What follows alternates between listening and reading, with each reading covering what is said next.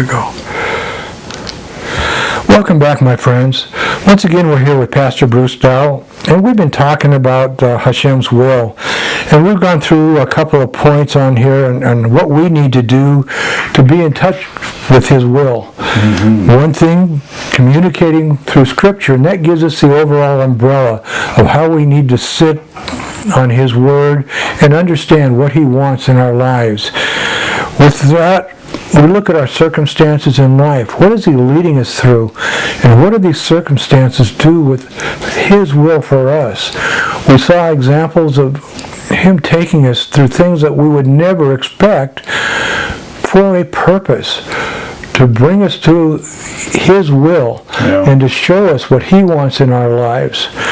We looked at taking godly counsel, listening to what godly people say, or not necessarily Christian people, but people who are authorities on a certain subject. Right. Or have their act together. And that's an important point. Yeah. Obviously, if it came to a tie between the two, you'd go with the Christian counseling. But if they're not alignment, you take what God gives you. And that's the bottom line. It's what God gives you.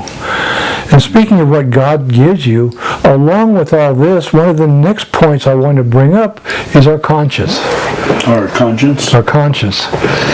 We need to pay attention because God has given us the Ruach. Yes. The Ruach is talking to us at all times. But we need to listen and be obedient.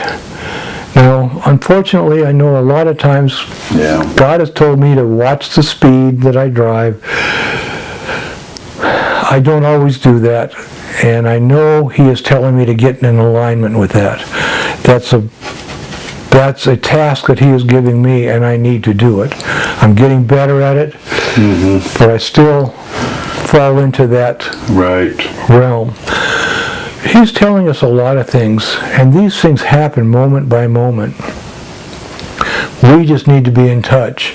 So, Pastor, as we go through this, we know that we have the umbrella, which we called our foundation. Right. We've got our experiences in life, which take us through all kinds of situations, which are really God's will for us, even though we don't understand.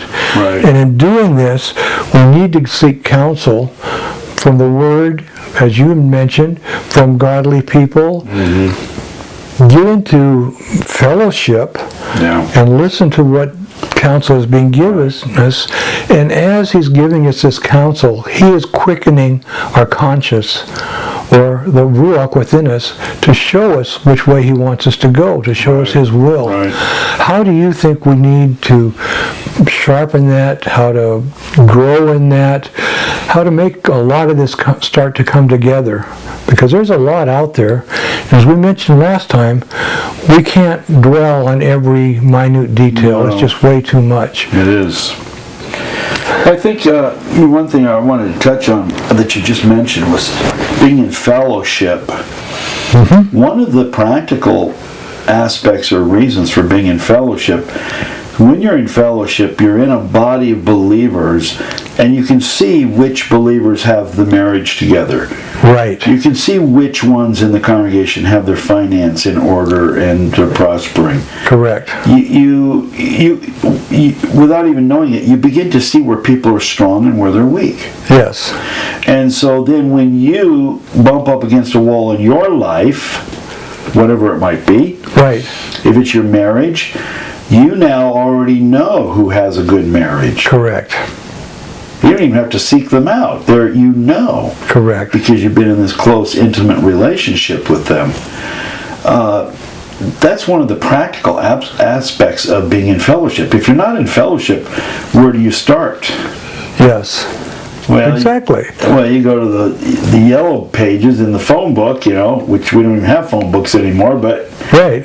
But we used to see the little fish next to their name, and we assumed that meant that they were, But what does that mean, really? Not much. True. Necessarily.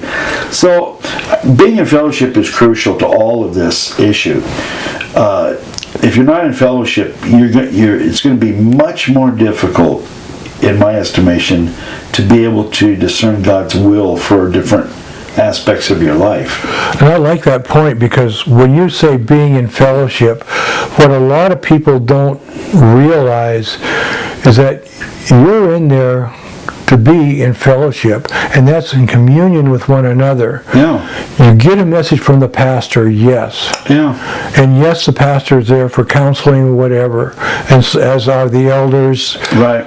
But God has put you in a body, and that body is there to support one another. The pastor in this particular body may be the head, but what if you need a hand?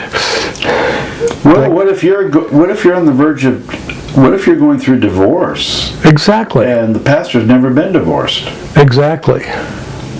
Maybe you should go to one of the elders or one of the other pastors, or maybe somebody in the congregation that has gone through divorce, come through the other side, and now have a great relationship.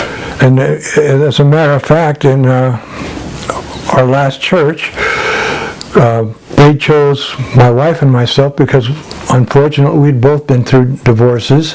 Yeah. And they used us for the counseling ministry. Well, see, I think that's wisdom. But yeah, because we had the experience.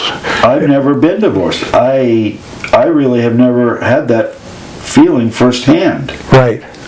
Not a good feeling either. No, it's not. I know that just by talking to people that are in the midst of it. Right. I know that's something I don't want to do, but I can't really relate. Correct. You know, so this is the advantage of being in fellowship, Right. just on a practical level. Correct. When I need financial counsel, Right. I can look around the body and I can say, okay, you know what, I'm going to go to so-and-so. Right. They might. We've had people in this body that I've talked to about finance that aren't even in any position at all, Correct.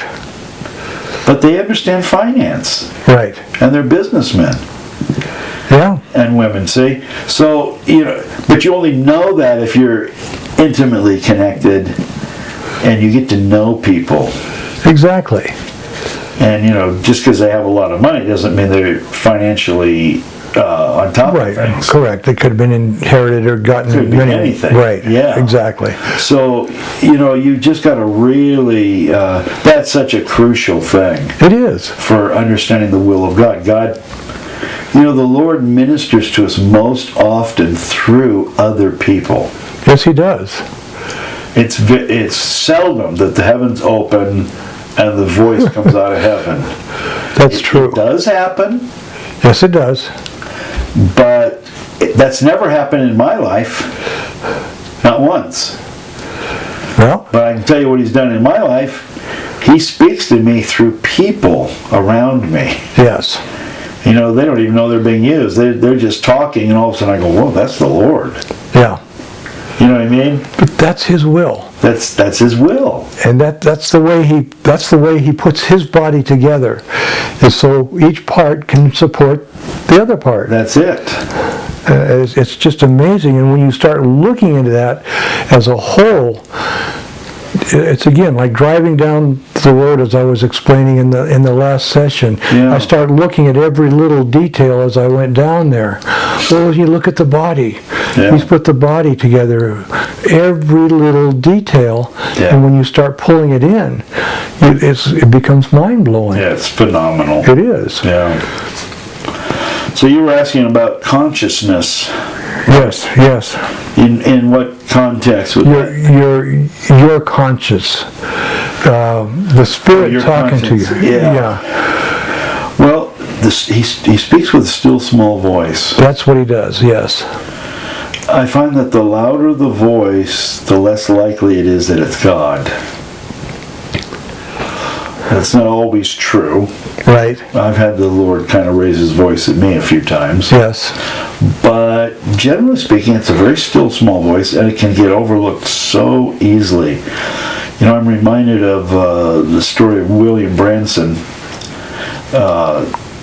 He was one of the healing evangelists in the 40s, right in that era, 1940s. And had an astounding ministry with word of knowledge. He could read your mail. Right. And he died. He was driving, and he was coming up on a hill, and he lived long enough to share this part of the story. And as he was going up the hill, the Lord told him to get out of the lane that he was in, and he didn't do it.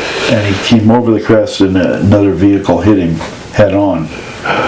But he heard from the Lord to get over, but didn't. Oh boy. With our conscience, we all get that sense sometimes Exactly. that something's not right, something's amiss, the Lord is speaking to us. Yes. And it's so small that it's easy to say, oh, that's nothing. You're right. It is. It's easy. But, you mentioned prayer reading earlier. Right. I do a lot of prayer reading. And prayer reading is, you read the scripture until something jumps out at you. Right. And then you pray it into your life. And personalize it in a lot of cases. Personalize it, yeah. When you're just going through life, everything's fine, and then all of a sudden something just kind of stands out. Right. For no reason. Just you go, oh, that's interesting. And you don't have a clue what it means. You don't even have a clue what it is or who it is or anything. Right. It's just, for whatever reason, it got your attention. Yes. My daughter is pregnant. She's giving birth here in about 3 or 4 weeks. And we were meeting her for dinner one night, and I was facing the door, and when she walked in, I just got that thing popped up and said, she's pregnant. And she didn't even know it yet. Oh, really? No. Wow. She didn't even know it yet. But the Lord told me she was pregnant. I didn't tell her. I didn't mention a word. Okay. But on the way home, I told my wife. I told Kathleen, I said, you know what, the Lord gave me a word that she's pregnant. Well, it was like the next day she called and said, I'm pregnant. Right. And so here you are at the restaurant. You're just meeting up with your family members to have a nice time. Right. I wasn't in prayer. I wasn't fasting and praying and seeking the face of God. Right. I was just there to have a meal and fellowship. And boom, this thing just pops up. You've got to learn to go with that. Yeah. Because even if you don't know what it means, you go, okay, something's different here. Because that doesn't happen every time I go out to dinner. True. See? So what is that? So as soon as it pops up and gets your attention, now you go into prayer. Yes. And you go, Lord, was that you? What was that? What does that mean? Correct. Do you want to confirm this to me, or do I need a confirmation on this?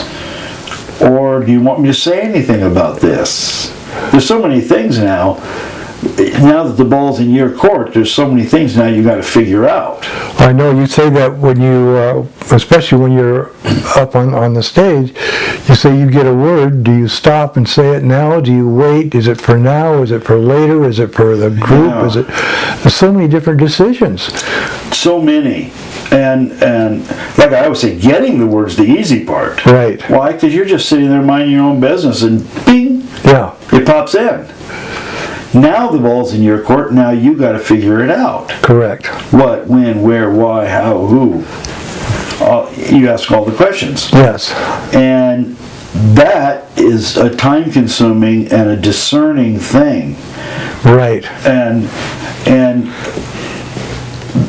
it's just as important as the word is itself. Correct. So the conscience thing is, listen to that still small voice. And it's not always God. No. But it can be. And if it jumps out at you, even if it's not God, it's different. Correct. Something is going on.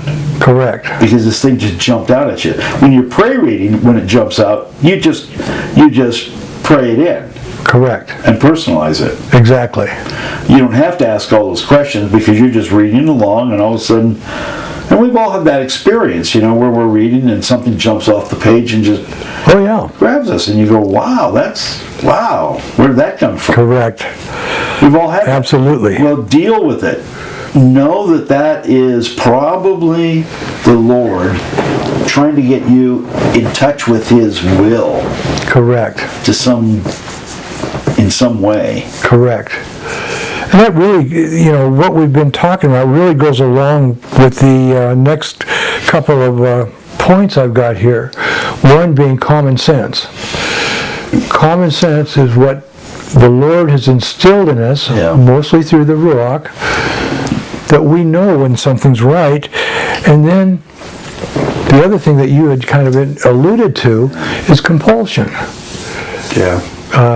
When you get a word, what is He compelling you to do with that word? Or right. Is it change lanes at that moment? Yeah. What do you do? What are you compelled to do with what He's telling you? What is the word? And well, let's talk about the common sense. Okay. Common sense, I find in our society is it's kind of a dying trait. Unfortunately. Seemingly, people are doing things that are just not common sense things, and I have a hard time figuring that out because I'm a very left brain individual. Well, yeah. And to me, I kind of weigh things out and I just go, well, that's common sense. Exactly. This is what you need to do. Exactly. Well, my wife and I do that all the time. We see things happening, we both say at the same time, that makes no sense at all. I know. It just flabbergasts me. Exactly. So how are you going to get common sense if you don't have it? I think you're just going to have to pray it in. You pray it in. This is what it means to have a sober judgment of yourself. Yes. So you judge yourself by saying, okay, do I use common sense or don't I? On a general basis. I mean, we all have our moments where we spin out and do weird things. Right. But generally, do you use common sense or don't you? If the answer is no, generally I seem not to use common sense, then you start praying it in. Correct. You take that sober judgment and you go, okay, I'm weak in this area and I need to be strong. Why? Because God gave me free will, which is dictated to by our sense. Well, and His Word says, you ask for wisdom and He'll freely give it. Yeah. If you don't have common sense and you're in fellowship, go to somebody that's excelling in that area where you're weak. Right. That's how you learn it. That's how you learn it. You go, hey, hey Doug, what would you do in this circumstance? Right. Here's my circumstance. This, and this are going on, and this is where I'm at. What do you think? What would you do? And that's how you learn. You go, okay, your life is together. If that's what you would do, that probably is a positive. Now the problem for the person with no common sense is what you're saying makes no sense to them. Well, yeah, I've seen that. So they think you're off the wall. Yes. I have to tell people all the time. They come in for counseling, and I go, and they end up telling me what's going on, and I go, time out. I'm on this side of the desk. You're on that side. That means you have the problem, not me. Correct. But that's true. They forget that. They do. And but that's how you're going to learn common sense. You're going to hang out with people that have common sense, and you're going to pick their brain, or at the very least, you're going to intently observe how they do things. I like that. You intently observe. I do that all the time. People that I admire in different areas, I watch. Okay, how do they deal with this? What do they do here? What is their body language? All these things. Exactly. And that goes right back to what we were talking about last time, being part of the body. Yeah. When you start discerning the parts of the body, well, this person is wise in this area, but not so much in the other areas. But this person over here seems to have it together here. Yeah. So you can feed off of the different... Well, 2 heads are better than one, so Exactly. what about 100 heads? Exactly. See, to me, that's just common sense. There you go. You've got this whole built-in pool of wisdom, Exactly. and you need to take advantage of that. But that's what the body's for. Yeah, exactly. So common sense, I think, but you have to first make the appraisal, do I have common sense or don't I? Correct. And if you don't have, I'll just say this to our audience, if you don't have common sense, you're going to think you do.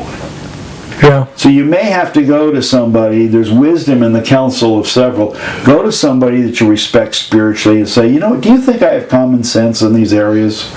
Right. And then give them a list of areas, and they might go down and say, well, in this arena, I think you do use common sense. Right, yes. right. But in this and this and this, I don't think you use a lot of common sense. Right. And maybe I can help you if you'd like. And that's another thing. So many times you bring up something like that to a person and they get offended instead of taking it as help. I know. But again, that's common sense. Yeah. If you lack common sense in a certain arena of your life, you're very vulnerable there. Yes, you are. You've got to humble yourself and say, you know what, I'm really not up to par in this area. Right. And it's okay, because none of us have it straight across the board. Oh, no. I like to think of myself as a person with common sense, but I've done some crazy things. And I look back now and I go, what was I thinking? Yeah. And then look, Kath and I always laugh because I say, then I wasn't thinking. Yeah. That's it. What can I tell you? Yeah. I just jumped out there without thinking about it. Well, I think we can all relate to that. And you have those moments. But we need common sense, or you're going to miss God's will for your life. Correct. Because He expects us to, He's given us common sense. Yes, exactly. And then He's given us outline in His Word. And when you put the two together, you're really in a very safe mode. Correct. So I think the common sense is pray. If you've got it, great. If you don't have it, or you're lacking in certain areas, get with somebody that can help you get it. Right. And common sense is not difficult to get, especially if you submit yourself to somebody else's input. Right. And if you're not sure, again, God's Word says, you ask for wisdom and He will freely give it. Yeah. So we just need to humble ourselves enough to realize that we need to ask. Yeah. And by the way, when you're seeking common sense from somebody else, don't expect them to give you the answer. No. When people come to me asking for to understand how things operate in common sense, I don't project answers on them. Correct. That's not my job. My job is not to answer your questions in life. That's your job. Right. You figure it out. I'm here to help you, to teach you how to figure it out correctly. That's the point. Exactly. See? And so you do this. Just before our recording today, I was meeting with somebody and I had to go through and say, well, I personally wouldn't do this. Right. And here's why I wouldn't do it. Now the decision's in their court. They Exactly. can choose to do it the way I suggested or not. But I don't give answers. It's not like, okay, here's A, B, C, do this, this, this, and this. Exactly. And my friends, that's all the time we have for today. But please join us again next time. And if you have any questions, please contact us at www.shilomessianic.com. And also, while you're there, you can see the video of this recording. And if you want Pastor Bruce's book, go to pastorbrucedowell.com or to amazon.com. And until next time, shalom. Shalom.